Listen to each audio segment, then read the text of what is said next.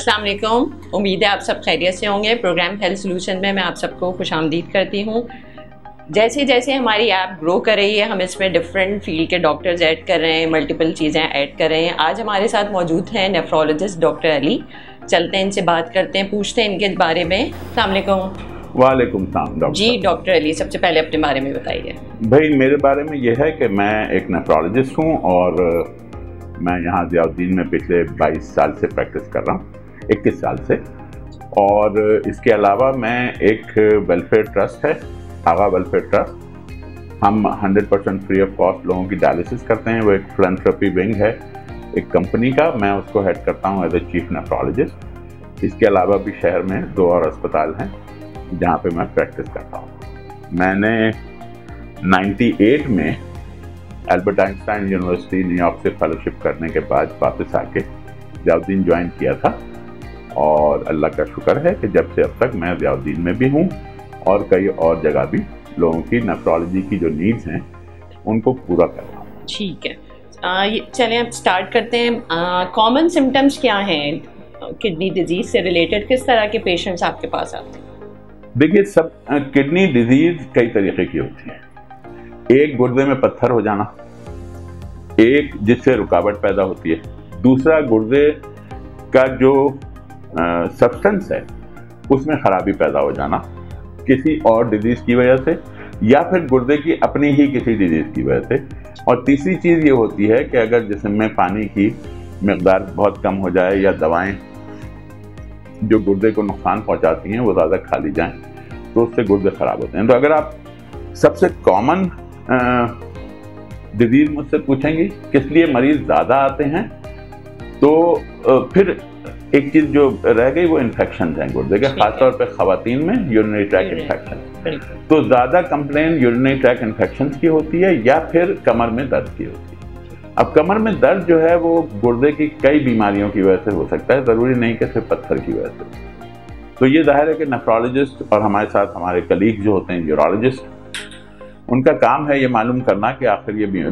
जो है वो दर्द क्यों हो रहा है मरीज़ के, क्या इसमें गुर्दे में रुकावट आई है। तो फिर वो यूरोलॉजी सर्विसेज उसको केटर करती हैं। अगर गुर्दे का सब्सटेंस ख़राब है, गुर्दे की अपनी डिजीज़ है, तो उसको हम लोग केटर करते हैं।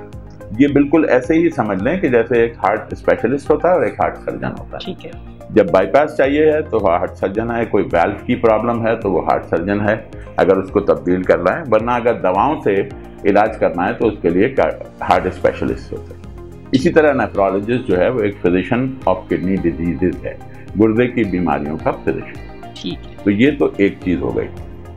अब रह गई ये बात कि मेरे पास, अच्छा फिर इसमें रिस्क फैक्टर्स अगर हम देखें, कौन से रिस्क फैक्टर्स हैं? रिस्क फैक्टर्स जो सबसे बड़े जो 2 रिस्क फैक्टर्स हैं जो तकरीबन 75 to 80% ऑफ किडनी डिजीज जिसको कहते हैं कि गुर्दे का फंक्शन ख़राब होना, उसमें उनका हाथ होता है। वो एक है ब्लड प्रेशर और एक है डायबिटीज़। वो चाहे टाइप 1 डायबिटीज़ हो चाहे टाइप 2 डायबिटीज़ हो, लेकिन शुगर और ब्लड प्रेशर जो है वो सबसे ज़्यादा गुर्दे की बीमारियां पैदा करता है लोगों में। और इसमें एक अफसोसनाक पहलू गुर्दे की बीमारी में ये है कि गुर्दे की बीमारी अगर शुगर या ब्लड प्रेशर की वजह से हुई है तो उसमें दर्द कभी नहीं होता, उसमें गुर्दे का फंक्शन ख़राब होना शुरू होता है। अब अल्लाह की रहमत यह है कि अल्लाह ने गुर्दे को बहुत ज़्यादा फंक्शनल रिजर्व दिया है। यानी गुर्दे का फंक्शन अगर किसी का, फर्स्ट कीजिए किसी के हार्ट का फंक्शन 25% ख़त्म हो जाए तो बिस्तर से उठना मुश्किल हो जाता है, सांस नहीं ली जाती। गुर्दे का फंक्शन अगर 50% भी ख़राब हो गया है तो आपको पता नहीं चलता, आपके डेली रूटीन में कोई तब्दीली नहीं आती, आपकी सांस नहीं फूलती या उस हवाले से कोई चीज़ नहीं होती। 50 से लेकर अगर आप और नीचे आ जाएं तो आमतौर से 30% 25% भी अगर गुर्दे ख़राब होते हैं तो भी इंसान को कुछ पता नहीं होता कि उसके गुर्दे में खराबी, वो किसी वजह से डॉक्टर के पास जाता है। जाहिर है शुगर और ब्लड प्रेशर ज़्यादा होता है इन लोगों में, फिर वो डॉक्टर अगर टेस्ट कर ले तो पता चलता है अरे भाई गुर्दे तो इतने ख़राब है। तो ये एक ज़रा सा इसका एक अफसोसनाक पहलू है कि हम इसके बारे में पता उस वक्त चलता है जब कभी कभी पानी सर से गुजर जाता है और गुर्दे इतने ख़राब हो जाते हैं कि वो पॉइंट ऑफ नो रिटर्न, जहाँ से वापसी का कोई रास्ता नहीं होता, तो फिर हमें ज़ाहिर है लामोहला या तो पेशेंट का ट्रांसप्लांट करना पड़ता है या फिर उसकी डायलिसिस करना पड़ती है, जो कि एक अच्छी चीज़ नहीं है। अगर हमारे यहाँ अवेयरनेस हो जाए लोगों में, बहुत सी जगह ये भी होता है कि मरीज़ चूँकि अवेयर नहीं है तो ज़ाहिर है उसका कसूर नहीं है, हालांकि अच्छा खासा पढ़े लिखे लोग हैं, लेकिन इस मामले में थोड़ी सी अनअवेयरनेस हमारे यहाँ है। आप लोगों ने माशाल्लाह ये चैनल शुरू करके लोगों में अवेयरनेस स्टार्ट की है, तो बहुत अच्छी बात। तो अगर किसी को मेरा पैगाम जो पहला है इस वीडियो के तवज्जुह से वो ये है कि अगर आपको शुगर है या ब्लड प्रेशर है तो और आप किसी शुगर या ब्लड प्रेशर के डॉक्टर को दिखाते हैं तो आप उससे पूछिए कि डॉक्टर साहब आपने मेरे गुर्दे का फंक्शन टेस्ट किया कि नहीं किया। तो बहुत से डॉक्टर, हमारे यहाँ ये तरीका है कि डॉक्टर से अगर कुछ पूछो तो वो आपस से बाहर हो जाते हैं कि वो समझते हैं कि हमारी अथॉरिटी को चैलेंज किया जा रहा है, जबकि ऐसी बात नहीं है। मरीज का सवाल करना अच्छा लगता है, और अगर मरीज समझदार है तो फिर जवाब देके उसकी समझ में जब बात आ जाती है तो उसकी तबीयत बेहतर हो जाती है। तो डॉक्टर से ज़रूर पूछा जाए कि डॉक्टर साहब आपने मेरा गुर्दे का फंक्शन टेस्ट किया कि नहीं, क्योंकि शुगर में आमतौर से ये होता है कि पेशाब में, आम फहम में तो उसको झाग कहते हैं, एक्चुअली वो झाग होता है, और या फिर आम फहम में उसको चिकनाई कहते हैं कि पेशाब में चिकनाई आ रही है। लेकिन चिकनाई जो है वो नहीं होती है, एक्चुअली वो प्रोटीन होती है जो यूरिन से पास होना शुरू होती है बिल्कुल इब्तिदाई मरहले में, जब गुर्दे शुगर की वजह से खराब हो रहे होते हैं। तो ऐसे वक्त में अगर पता चल जाए कि गुर्दे की बीमारी है तो बहुत से तरीके हैं शुगर कंट्रोल कर सकते, ब्लड प्रेशर कंट्रोल करके, लाइफस्टाइल मॉडिफाई करके, ग़िज़ा बेहतर करके मरीज को लॉन्ग टर्म डायलिसिस से बचाया जा सकता है। आप यकीन कीजिए कि जितने मरीज आजकल डायलिसिस पे हैं, अगर ये उस वक्त डॉक्टर के पास पहुँचें जब इनके गुर्दे 25% काम कर रहे हैं, तो आप यकीन कीजिए कि अगर नेफ्रोलॉजिस्ट, समझदार नेफ्रोलॉजिस्ट है तो उस पेशेंट की कभी डायलिसिस नहीं होने देगा। ये इतनी बड़ी सर्विस होगी, क्योंकि देखें डायलिसिस का मतलब ये होता है कि हफ्ते में 4 दिन आपको निकालना पड़ते हैं, 3 दिन निकालना पड़ते हैं, हर दफ़ा 4 घंटे आपको अस्पताल आना पड़ता है, आने जाने का टाइम मिला दें तो 6 घंटे हो जाते हैं। फिर अगर आपकी तबीयत थोड़ी ख़राब है तो फिर आपकी जॉब भी नहीं है, तो वो जॉब लॉस है, जिससे सोसाइटल रिसोर्सेज आप पे इस्तेमाल होना शुरू होती हैं। तो इतनी बड़ी सर्विस हो जाएगी ये पाकिस्तान की कि अगर हमारे डॉक्टर ज़रा सा ये ख्याल कर लें कि जिस दिन, पहले दिन उनके पास कोई शुगर का या ब्लड प्रेशर का मरीज आए तो उसके गुर्दा का फंक्शन ज़रूर चेक कर लें। मेरे पास, मतलब मुझे बहुत हैरत होती है, एक मरीज़ आया, उसके गुर्दे का फंक्शन है 15%, उससे बेचारे से सांस नहीं ली जा रही, पैरों में सूजन हो गई है। तो मैंने कहा कि आप किसको दिखाते हैं जी? वो बताते हैं जी हमने फलां डॉक्टर को दिखाया। उसने क्या टेस्ट किए? कहना डॉक्टर साहब अभी उन्होंने ये टेस्ट किए थे। मैंने कहा आप कब से जा रहे हैं जी? हम 10 साल से उनके पास जा रहे हैं। 10 साल से आपको शुगर है, आप एक डॉक्टर के पास जा रहे हैं, उसने आपके गुर्दे के टेस्ट नहीं किए? उनका नहीं। आपको शुगर होती है तो आप शुगर के डॉक्टर के पास जाते हैं, तो आपको जब गुर्दे खराब होते हैं तो आप किसी किडनी स्पेशलिस्ट के पास क्यों नहीं जाते?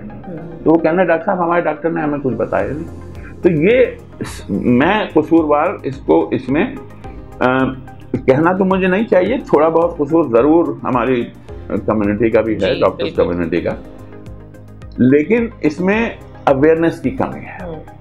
लोगों को पता कि हम एजुकेटेड इस मामले में नहीं हैं और ना होना चाहते हैं। ये भी एक तरीका है कि लोग ये मालूमात हासिल करने की कोशिश नहीं करते। अब मैं आपको इसकी बहुत छोटी सी मिसाल दूँ। अगर कोई आदमी है, वो मोटरसाइकिल खरीदता है और उसका मोटरसाइकिल ख़राब हो जाती है उसकी, तो वो 4 लोगों से पूछता है कि इसका सबसे अच्छा मैकेनिक कौन है। लेकिन वही आदमी जब उसको नज़ला या खांसी होता है तो वो चला जाता है दवाओं की दुकान पे और उससे कहता है यार खांसी आ रही है, कोई शरबत दे दो। यानी वो उस वक्त अपने लिए बेहतरीन आदमी सीख नहीं करता है कि उसकी बीमारी के लिए बेहतरीन डॉक्टर कौन है। हाँ, वो 2 टके की मोटरसाइकिल है, उसके लिए वो 4 लोगों से पूछता है कि मैकेनिक कौन सा अच्छा है, वो मुझे बताओ तो मैं उससे ठीक कराऊं। यही चीज़ हमारे यहाँ देखने में आ रही है कि हेल्थ पे फोकस बहुत कम है। एज ग्रुप पे अगर हम बात करें, कौन सा एज ग्रुप ज़्यादा इन्वॉल्व है? देखो, ये बीमारियां, इसमें एज ग्रुप आमतौर से नहीं है, क्योंकि इसमें बीमारियों के अक़साम बहुत है। मतलब एक बीमारी है जो कि गुर्दे का जो फंक्शनिंग यूनिट है, उसका जो एक पार्ट है उसको ग्लोमेरुलस कहते हैं। अब इसका उर्दू में नाम नहीं होता, मुझे अगर होता है तो मुझे नहीं मालूम, आई एम सॉरी। उसको ग्लोमेरुलस कहते हैं। ग्लोमेरुलस की जो मेम्ब्रेन है उसमें अगर उसकी छलनी के सुराख बड़े हो जाएं तो वहाँ से प्रोटीन का अखराज शुरू हो जाता है, और ये ग्लोमेरुलोनेफ्राइटिस या नेफ्रोटिक सिंड्रोम या नेफ्रोटिक सिंड्रोम ये बीमारियां कहलाती हैं। ये किसी को भी हो सकती हैं और बच्चों में ज़्यादा होती हैं। अगर आपको कभी सोर थ्रोट हुआ है, आई एम सॉरी मैं 1 मिनट लूँगा ज़रा सा, कि आपको सोर थ्रोट हुआ है तो उसके बाद आपको ये बीमारी हो सकती है जिसको पोस्ट इन्फेक्शियस ग्लोमेरुलोनेफ्राइटिस कहते हैं, वगैरह वगैरह। तो ये बच्चों में और जवानों में, ये बूढ़ी उम्र में भी हो जाता है, लेकिन उनके मसले दूसरे हैं। फिर जब उम्र बड़ी होती है तो चूंकि हमारे यहाँ अवेयरनेस की कमी है, तो अगर लोगों को ब्लड प्रेशर है भी तो उनको मालूम नहीं है, अगर उनको शुगर है भी तो उनको मालूम नहीं, और उससे जो वो खुफिया ब्लड प्रेशर और शुगर अगर आप कहना चाहें तो वो आस्ते आस्ते गुर्दों को ख़राब करना शुरू करता है। तो अधेड़ उम्र से लेकर और ओल्ड एज तक जाके फिर ओल्ड एज में जो है वो ज़ाहिर है शरियानें जो हैं वो सख्त हो जाती है, एथेरोस्क्लेरोटिक डिजीज़ होती है, जिसकी वजह से गुर्दे को जो शरियानें ब्लड सप्लाई कर रही हैं वो सख्त हो जाती हैं, जिसकी वजह से ब्लड प्रेशर बढ़ जाता है, वगैरह वगैरह। और फिर सबसे बड़ी एक और वजह वो है इन्फेक्शन, और ख़ास तौर पे ये देखा गया है, मेरे पास स्टैटिस्टिक्स तो अभी एग्जैक्ट नंबर मैं आपको नहीं दे सकता, लेकिन मैंने अपनी प्रैक्टिस में जो देखा है कि वो ये कि 40 से लेकर 60 साल की ख़वातीन में यूरिन का इन्फेक्शन बहुत कॉमन हो गया है। तो ये मोटी मोटी बीमारियां हैं, मोटी मोटी जो इसकी डिवीजन हैं कि इस उम्र में ये और इस उम्र में ये होता है। ठीक है, तो ये हमारे पास आते हैं। आजकल डाइटरी फैक्टर्स हम देख रहे हैं कि डाइट कुछ इस तरह की हो गई है, जंक फूड खाने का बहुत रिवाज हो गया है, किडनी स्टोन्स वाली चीज़ बहुत ज़्यादा सुनने में आ रही है, उसका क्या रीज़न है? जंक फूड लोग क्यों खा रहे हैं इसका रीज़न मुझे नहीं पता। उनको नहीं खाना चाहिए। मेरी उनसे शदीद अपील है कि खुदा के वास्ते जंक फूड ना खाएं। तो और दूसरी चीज़ ये है कि उसमें जाहिर है उसमें कई चीज़ें होती हैं। एक चीज़ जो हमारे यहाँ माशरे में बहुत आम है और उसको बहुत हेल्दी समझा जाता है, जो कि बहुत गलत चीज़ है, वो है ये कुकिंग ऑयल, जिसको हमारी साइंटिफिक लैंग्वेज में कहते हैं poly unsaturated partially hydrogenated fatty acids. ये इसमें बहुत से लोगों ने, आपके जो व्यूअर्स हैं उन्होंने शायद सुना हो या ना सुना हो, इसमें 2 तरीके के फैट्स होते हैं। कुछ वो फैट होते हैं जो एसेंशियल फैटी एसिड्स कहलाते हैं, यानी हमारी बॉडी उनको बना नहीं सकती। कुछ वो फैट्स होते हैं जो कि नॉन एसेंशियल फैटी एसिड्स हैं, जिनको हमारी बॉडी जो है वो बना सकती है। तो जो एसेंशियल फैटी एसिड्स हैं वो हमें चाहिए, और अगर वो हम नहीं लेंगे तो एक वक्त आएगा कि हमारा जिस्म जो है वो सही तरीके से फंक्शन नहीं कर पाएगा। तो एसेंशियल फैटी एसिड जो हैं उसमें सबने बहरहाल नाम सुना होगा ओमेगा 3, बहुत मशहूर है। ओमेगा 3 फैटी एसिड खाना चाहिए, फिश ऑयल खाना चाहिए। और उसमें एक और फैटी एसिड होता है, उसका नाम है ओमेगा 6। ओमेगा 3 जो है वो हीलिंग फैटी एसिड है, और ओमेगा 6 जो है वो इन्फ्लेमेशन को प्रमोट करता है, यानी सोजिश बढ़ाता है। आमतौर से कुदरत का कानून ये है कि जो नेचुरल चीज़ें हैं जिनसे तेल निकाला जाता है, जैसा कि एवोकाडो है, या फिर जो नेचर में मौजूद चीज़ें जिनमें ओमेगा 6 और ओमेगा 3 फैटी एसिड मौजूद होते हैं, उसमें जो है वो उसका तनासुब 1:1 रेशियो का होता है। यानी जितना ओमेगा 6 है उतना ही, या थोड़ा ओमेगा 3 है उससे उतना ही या फिर दुगना, यानी 1:2 के तनासुब से उसमें ओमेगा फैटी एसिड मौजूद होते हैं। ये जो कमर्शियल वेजिटेबल ऑयल है इसमें 1:20 का रेशो है, यानी आपके जिस्म में सोजिश को बहुत बढ़ा देते हैं। मुझे पता है मेरे पास टाइम कम है, तो मैं चाहता तो ये हूँ कि मैं बहुत कुछ बताऊं लोगों को ताकि उनमें सेहत प्रोमोट की जा सके, लेकिन खैर फिर किसी वक्त करेंगे। तो अभी छोटी छोटी चीज़ें बता रहा हूँ कि ये जितने भी फ्राइड आइटम्स आप बाजार से खरीदते हैं, इनमें सबसे ज़्यादा ये ऑयल इस्तेमाल होता है। और इस ऑयल की एक खराबी ये है कि जब इसको दोबारा इस्तेमाल किया जाता है तो ये बहुत सीरियसली ऑक्सीडाइज हो जाता है। यानी वो एक टर्म है, शायद मैं समझा ना सकूं उसको, कि ऑक्सीडेशन जो है वो बहुत ख़तरनाक होती है। ऑक्सीडेशन को ऐसे समझें कि अगर आप एक लोहे का टुकड़ा लेके उसको पानी में डाल के और उसको धूप में छोड़ दें तो उस पर रस्ट आ जाता है, that is oxygen, that is उसके साथ ऑक्सीजन का जो वो है एटम है वो चिपक जाता है, तो ये ऑक्सीडेशन है। इसी तरह हमारी बॉडी में रस्ट हो गया है, अगर आप समझना चाहें तो इसको इस तरह समझें। तो ये तेल हर बाजार की खरीदी हुई चीज जिसमें तेल है उसमें ये तेल है। फिर अगर आप जैसे फास्ट फूड है, मैकडॉनल्ड्स है और ये वगैरह वगैरह, खैर इसमें बहुत तफसील में फिर कभी बात करेंगे। इसी तरीके से ये चिप्स हैं, जो आपने चिप्स का नाम लिया, बच्चे बहुत शौक से खाते हैं, उसमें नमक बेइंतहा होता है जो कि ब्लड प्रेशर भी बढ़ाता है आपके जिस्म में, आपके गुर्दों को भी सही फंक्शन नहीं करने देता और आपकी तबीयत इवेंचुअली, और फिर वो जिस्म में पानी को रोकता है, तो उससे जो है सूजन भी लोगों की शुरू होती है और वगैरह वगैरह। तो ये मेरा एक पैगाम ये है कि अनप्रोसेस्ड फूड खाएं जिसमें सिंगल इंग्रेडिएंट हो, जिसमें 10 इंग्रेडिएंट नहीं हो। जब भी आप कोई चीज़ खरीदते हैं मार्केट से, उसका लेबल देखें, क्या उसमें कैनोला ऑयल है, क्या उसमें सोयाबीन ऑयल है, अगर है तो वो चीज़ आपके लिए नहीं। फिर तीसरी चीज़, हमें शुगर पे भी बात करनी है, उसके लिए मुझे 5 मिनट चाहिए होंगे, क्योंकि शुगर एक जिस्म में बेइंतहा खराबियाँ पैदा करती है। बल्कि शुगर से ज़्यादा एक और चीज़ है, वो फ्रक्टोज है।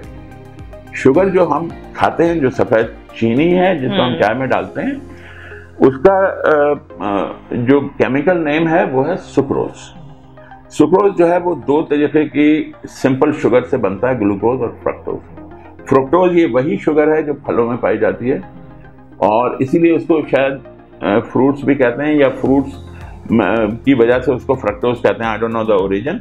लेकिन ये वो शक्कर है जो फलों में पाई जाती है, ये वो शक्कर है जो उस चीनी का 50% हिस्सा है, और ये आपके जिस्म में जाके बेइंतहा नुकसानात हैं इसके, और इस पे फिर कभी बात करेंगे। लेकिन ये याद रखें कि मिठास को कम से कम रखना है अच्छी सेहत के लिए। ठीक है। अच्छा, तो मुझसे अक्सर पूछते हैं कि डॉक्टर साहब पर अगर हम ये ऑयल ना लें तो हम क्या लें? एग्जैक्टली। तो उसमें जो है वो सबसे अच्छी चीज़, आपको बहुत हैरत होगी और हो सकता है कि यूट्यूब चैनल पे बहुत से कमेंट्स भी आए लोगों के इसके मुखालिफ, लेकिन मैं आपको सच्ची बात बता रहा हूँ, और I can prove it with the literature and I can prove it with the multiple forums that the best oil to cook is butter या असली घी, जो हमारे आबा अजदाद खाते थे, हजारों साल से खाते रहे। इसके अलावा सरसों का तेल है। ये 3 चीजें हैं, इनमें से कोई चीज खाने के लिए इस्तेमाल कर लें। मुझे बटर पसंद है, मेरा सारा खाना बटर में बनता है। अच्छा। और मैं आपके सामने बैठा हूँ, लगे शुक्र है मोटा नहीं। माशाल्लाह से। अच्छा, बटर अगर यूज करें तो कौन सा बटर लें? देखिए, बटर तो एक ही होता है। आप अगर ये पूछना चाह रही हैं कि margarine is not actually butter, it is made by these vegetable oils. ठीक है, और इसमें सोयाबीन से बनती है मार्जिनिन, और सख्त लोगों के लिए नुकसानदेह है। मेरी उनसे गुजारिश है, आप लोगों से जो व्यूवर्स हैं, कि प्लीज़ नेचुरल बटर इस्तेमाल करें। अगर आपको दूध से बना हुआ बटर कहीं असली मिल जाए तो उससे अच्छी कोई बात नहीं है, लेकिन अगर वो ना भी मिले तो बाज़ार में जो बटर मौजूद हैं, जैसे मिल्क पैक का आता है और लुरपाक का आता है और नूरपुर का आता है, ये बटर इस्तेमाल करें और आज से खुदा के वास्ते मार्जरीन से पीछा छुड़ा लें। ठीक है। ऑलिव ऑयल में खाना पकाना चाहिए या नहीं? हाँ, ये एक एक्चुअली एक चीज होती है, असल में थोड़ा सा साइंटिफिक हो जाएगी ये गुफ्तगू, जो मैं नहीं चाहता आम व्यूअर के लिए, लेकिन मैं आपको मोटी मोटी बात, क्योंकि आजकल ट्रेंड ये आ गया है कि ऑलिव ऑयल में कुकिंग हो रही है, तो हाँ, उसमें करनी चाहिए या नहीं? तो हाँ, बिल्कुल करनी चाहिए, क्योंकि इसमें एक चीज होती है वो स्मोक पॉइंट कहलाती है। तो वो स्मोक पॉइंट जितना ज्यादा होता है उतनी कहते हैं कि उस तेल की ऑक्सीडेशन कम होती है, जो हम बात कर रहे थे। ठीक है ना, जो बटर का या असली घी का स्मोक पॉइंट बहुत हाई है, तो वो दे नेवर ऑक्सीडाइज। तो ऑलिव ऑयल जो है, क्योंकि मोनो अनसैचुरेटेड फैटी एसिड है, तो उसमें जगह तो होती है ऑक्सीडेशन की, लेकिन इसका जो एक चीज कहलाती है, जो टेंशन है वो इतनी ज्यादा इसके गिर्द होती है कि ऑलिव ऑयल में बहुत आसानी से खाना, एक्स्ट्रा वर्जिन ऑलिव ऑयल में बहुत आसानी से खाना बनाया जाता है। ये एक मिथ है जो हमारे माशरे में है कि जी ऑलिव ऑयल सिर्फ सलाद में डालो, उसमें खाना नहीं बन सकता, ऐसी बात नहीं है। मेरे घर में मेरे बीवी बच्चे जो हैं उनको ऑलिव ऑयल पसंद है, वो सारी चीज़ें डीप फ्राई भी ऑलिव ऑयल में ही करते हैं। सही है, ठीक है। अब हम बात करते हैं, ये जो होम रेमेडीज़ का बहुत ज़्यादा ट्रेंड आ गया है, होम मेडिकेशन लोग बहुत कर रहे हैं, पेन किलर का इंतजार बहुत ज़्यादा इस्तेमाल बढ़ गया है। पैनाडोल घर में रखी होती हैं, सिनफ्लेक्स रखी होती हैं, लोगों को नहीं पता केमिकल कौन सा इसमें यूज़ हो रहा है और उसकी वजह से भी बहुत ज़्यादा नेफ्राइटिस हमें नज़र आ रहा है। तो उसके लिए क्या करना चाहिए, कौन सी पेन किलर सी? बहुत अच्छा हल करें, हम नहीं करते, वो खुद ही बोल पड़ता हूँ। तो एक्चुअली पेन किलर जो हैं वो दो तरीके के होते हैं। वो एक हमारी ज़बान में जिसको कहलाते हैं non steroidal anti inflammatory medicine जो है, एनसेड्स जो है। तो एनसेड जो है उसका गुर्दे पे बहुत बुरा असर है, और अगर वो ज़रूरत से ज़्यादा मकदार में ज़्यादा दिनों तक खा लिया जाए तो वो एक्यूट रीनल फेलियर कॉज कर सकता है, यानी गुर्दे आपके उनका फंक्शन ख़राब हो सकता है, कभी कभी इतना कि लोगों को डायलिसिस करवाना पड़ती है। तो आप लोगों से गुजारिश है कि दूसरे जो पेन किलर्स हैं वो जो कि नार्कोटिक एनाल्जेसिक्स कहलाते हैं, जैसे कि अगर मैं ब्रांड नेम जो लोगों को मान, न्यूब्रॉल है, ट्रामोल है, ये वो दवाएं हैं जिसमें एनसेड नहीं है, इसमें जो है ओपियोइड्स हैं, और तो वो इतने ज़्यादा कारामद नहीं होते दर्द में, तो शायद लोग इतना उसको पसंद नहीं करते, लेकिन वो गुर्दे नहीं खराब करते आपके। तो उसके साथ अब एक आम जो दवा है जिसका आपने नाम लिया पैनाडोल, पैनाडोल जो है वो बहुत अच्छी दवा है। अगर आपको ज़रूरत है, उसकी बुखार है, ज़रूर खाएं, कहीं इधर छोटा मोटा दर्द है ज़रूर खाएं, लेकिन उसका एक डोज है ख़ास कि उसका जो है वो 4 ग्राम से ज़्यादा डोज एक दिन में ना खाया जाए, वरना वो एक्यूट लिवर फेलियर कराता है। क्योंकि पैनाडोल में जो दवा है उसका नाम है एसिटामिनोफेन, और एसिटामिनोफेन जो है वो एक्यूट लिवर टॉक्सिसिटी कराती है इतनी कि आदमी आईसीयू में एडमिट हो जाता है, वो कभी कभी जाँबर नहीं हो पाता। तो पैनाडोल ज़रूर खाएं, लेकिन दिन में वैसे 8 खा सकते हैं, लेकिन एहतियातन 7 से ज़्यादा पैनाडोल दिन में नहीं खाएं। और पैनाडोल का डोज 500 मिलीग्राम नहीं है, 2 पैनाडोल एक साथ खाई जा सकती हैं अगर आप दर्द से निजात हासिल करना चाह रहे हैं। तो आमतौर से हमने देखा है लोग एक पैनाडोल सुबह और एक शाम खाते हैं और फिर आके डॉक्टर से शिकायत करते हैं कि हमारा दर्द सही नहीं हो रहा। दर्द नहीं सही होगा क्योंकि ये एडिक्वेट डोज नहीं है। कोई भी दवा है उसका एडिक्वेट डोज होना ज़रूरी है, क्योंकि वरना वो काम नहीं करती और जो काम आप उससे लेना चाहते हैं। बहुत अच्छी आपने इन्फॉर्मेशन दी है डॉक्टर अली। आखिर में मैं ये पूछना चाहूँगी कि कौन से ऐसे वेग से सिम्टम्स हैं जिसमें लोगों को पता नहीं चलता और एक्चुअली वो किडनी अंडरलाइंग उनको कोई किडनी डिजीज़ होती है। तो कुछ ऐसे अगर हम कॉमन पब्लिक के लिए डिस्कस करें कि कौन सी ऐसी बातों का ख्याल रखें। देखिए, लिस्ट बहुत लंबी है, मैं मोटी मोटी बातें बता दूँ। नंबर 1, अगर कोई रात को कई दफ़ा उठ के पेशाब करने जा रहा है और उसकी उम्र 50 साल से कम है और वो औरत है, तो उसको चेक करना चाहिए कि कहीं उसको शुगर तो नहीं होगा। अगर वो मर्द है और 50 साल से कम है तो उसको 2 चीज़ें, एक शुगर अपनी चेक करना पड़ेगी, और अगर मर्द 50 साल से ज़्यादा है तो एक हुदूद होते हैं जिनको प्रोस्टेट ग्लैंड कहते हैं, जो 50 साल की उम्र के बाद आमतौर से 90% मर्दों में बढ़ जाते हैं, जो कि आप इस बात का बायस बनते हैं कि आप रात को बार बार उठ के पेशाब करने जाएं, तो वो आपको एक अजीब सी तकलीफ दे ज़िंदगी है। इसको किसी भी चीज़ पे फौकियत नहीं दें कि हाँ डॉक्टर के यहाँ परसों चले जाएंगे, आज ये कर लेते हैं। अगर आपको कोई बीमारी है या कोई सिम्टम हो रहा है जो आपकी डेली रूटीन से हटके है, रात को उठ के पेशाब कर रहे हैं आप, या आपको कभी कभी झुरझुरी हो रही है या बहुत ज़्यादा खारिश हो रही, ये आम सिम्टम हैं जो लोगों को होते हैं और लोग इस पर ध्यान नहीं देते।